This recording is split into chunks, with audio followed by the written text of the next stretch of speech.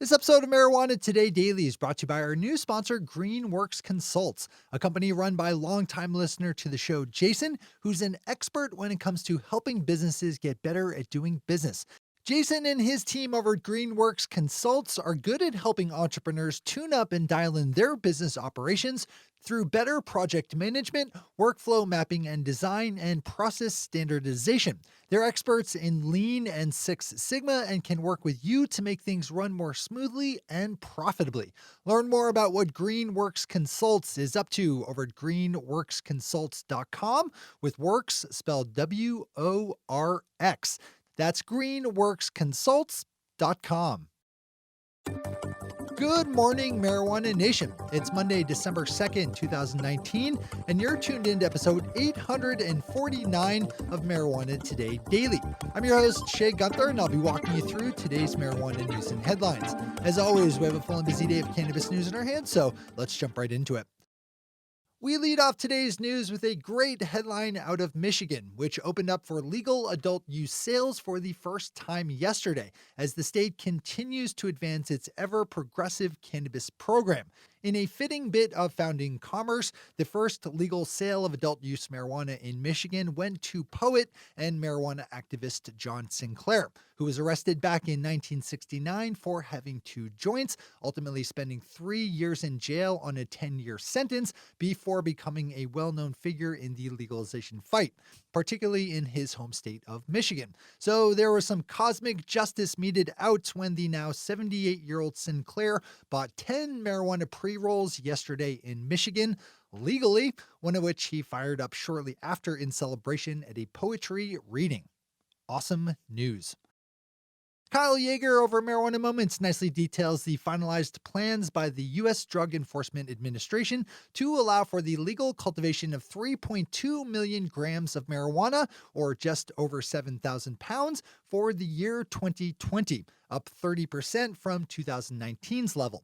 We picked up on this storyline back in September when the proposed levels were first announced, and now the DEA is locking them into place after reviewing comments made by the public.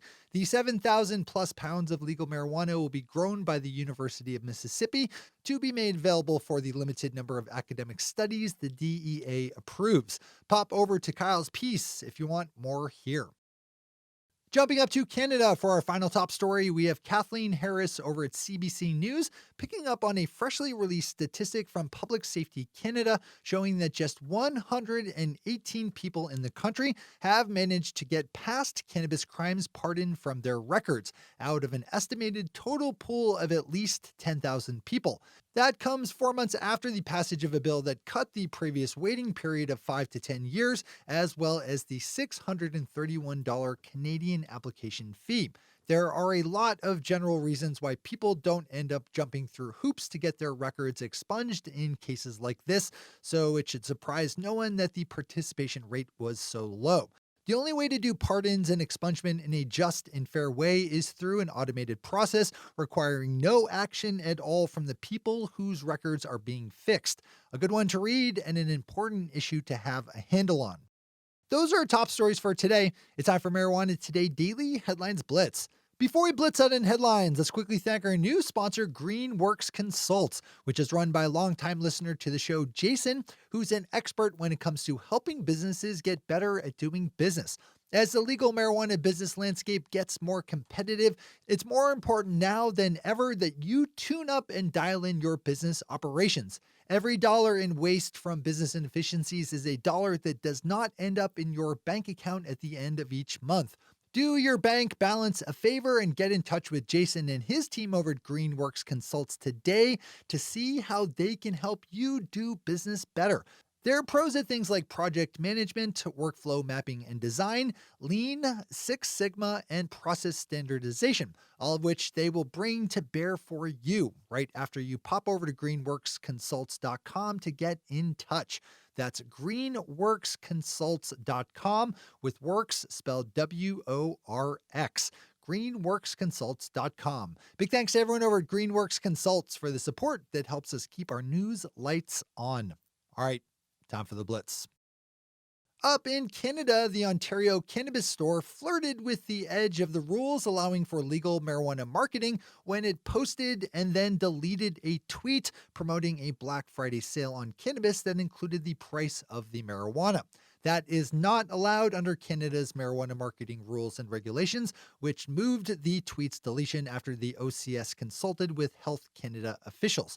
You can swing over to Marijuana Business Daily for the full story here, along with a link to the law governing how legal marijuana businesses can market and promote in Canada.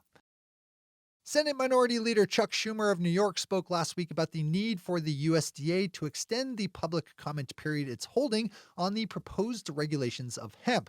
Senator Schumer made his hemp comments during a tour of a hemp farm in New York State, speaking not only about the need for an expanded public comment window, but also for looser regulations on things like the amount of THC allowed for industrial hemp crops.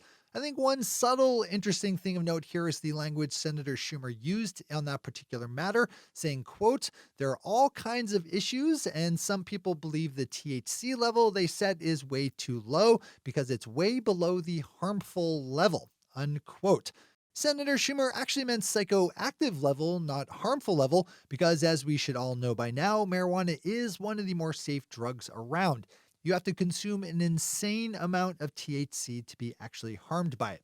This speaks to how engaged Senator Schumer is on the broader topic of legalization. There's a lot of education work needed to be done there. Steve Bloom over at Celeb Stoner is reporting that medical marijuana patient, advocate, and activist George McMahon has passed away at the age of 69. Mr. McMahon was, for many years, one of the few people in the United States legally allowed to use medical marijuana under a small government program that provided cannabis grown at the University of Mississippi starting back in the 1990s. Open up Steve's piece on this to read more about Mr. McMahon's activism and to watch a video interview. Canadian marijuana company WeedMD is acquiring licensed marijuana provider Starseed Holdings in an all-stock deal worth around 78 million Canadian. New Cannabis Ventures has numbers and details here if you need them. The always excellent Canna blog spent some time looking at how legal, not legal, or kind of legal hemp-derived CBD products are in California. In short, like most questions related to CBD these days, it's not really clear. But as unclear as the matter is, Griffin Thorne over at the Canna blog covers it as well as it can be. If you do hempy business in the Golden State, this is probably a good one to read in full. Multi-state cannabis operator Forefront just released its 2019 Q3 financial results, booking just under $17 million in revenue, up from just over $14 million in the previous quarter, all atop a net loss of $6.8 million. I need to just quickly disclose here that we have a relationship with Forefront in that Forefront's president and co-founder Chris Crane is a host and regular on our weekly show Marijuana Today, as well as an old friend. I also worked at Forefront for just a quick blip of time where I developed the email newsletter that we now run as the MJ Today Media newsfeed. Kyle Yeager wraps up our news day with a story about the national effort to further reform laws around the use of psychedelic drugs like mushrooms. There have been a handful of prominent stories in the news over the last year or so as cities like Denver, Colorado, and Oakland, California have started dipping their toes into decriminalizing psychedelic mushrooms. The organization Decriminalized Nature has a handy map up on their website, which you can find over at Marijuana Moment, showing where in the U.S. activism is being generated to push for more sensible psychedelic drug laws. If that line of activism interests you, pop on over. Those are the headlines and news for the day. I'll be back with you again tomorrow morning with another information-packed episode of Marijuana Today Daily. But in the meantime, if you have any stories to share or feedback to give, zip us an email to headlines@mjtodaydaily.com. And while you're clicking around the interwebs, swing over to our website at mjtodaydaily.com to find links to all the news we cover. Thanks to our sponsor, Greenworks Consults, and to our awesome Patreon listeners for the support that makes this show possible. To join the illustrious ranks of the Patreon listeners yourself, swing over to our website at mjtodaydaily.com and click on that big blue button at the top of the page that says Become a Patron. I'm your host, Shay Gunther. Thanks for tuning in, starting your day with Marijuana Today. Today.